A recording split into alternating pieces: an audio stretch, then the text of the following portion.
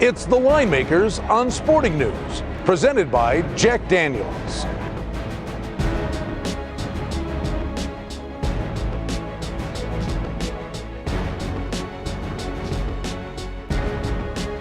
All right, it's the get-out game this weekend in the NFL divisional round of the playoffs. Always pleased to be with my good friend Rick Heron. Brian Blessing here, the Line Makers on Sporting News. It's Houston at New England, and it's another rematch game. These two teams hooked up, same locale, on December 10th, and it was not pretty. And Houston got away from the running game, Ricky, and they paid dearly for it in that game. They did, Brian. They got smoked 42-14, and it wasn't that close. That was a Monday night game, and you know, I think the thing about the Texans is they lost 3 out of 4 down the stretch, and everybody wrote them off. Most of the money was on the Bengals last week against them. Texans went back to running the ball.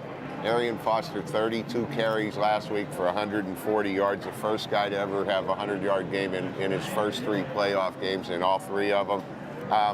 The one thing about the game to me that stands out, everybody's going to remember 42-14. And I think personally, I'm not sure your opinion, I think you're going to see 10 in the game. Oh, it's going up. Because everybody's going to remember that.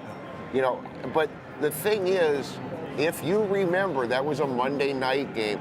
That game sat on the board all week long at 3.5. Right. New England was a 3.5-point favorite, went to 5.5 on Monday before the game. Now it's 9.5 and probably 10.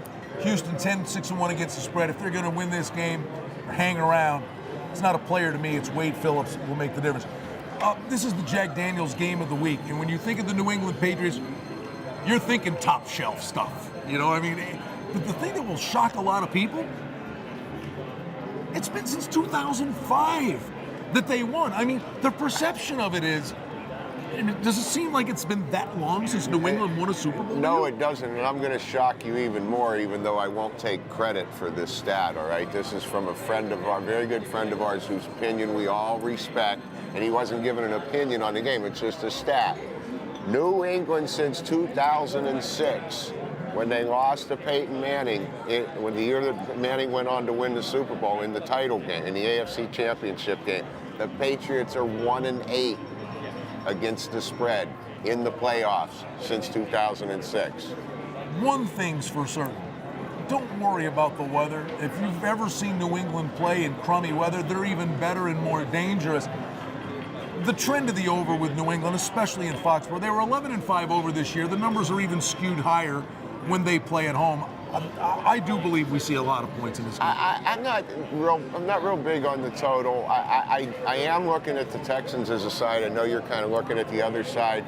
But, and you know, the numbers with New England, that 1-8 number against the spread, doesn't mean that New England hasn't been a good football team. To me, it just means their number is always inflated. Yes, no doubt. And it is inflated in this game from, like I said, 3.5 to 5.5 in the first game, now 9.5 or 10.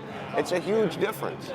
I think it's correlated. If you like Houston, I think you look under. If you like New England, I think you go over. They have to run Arian Foster. They have He's to got to control run the it ball. 25 to 30 times Exactly. easy. But if you've watched the Texans, they have a penchant for getting away from the run, and we saw Shaw make the big mistake last week against the Bengals. Okay, it's a big number. We do believe it's going to go up.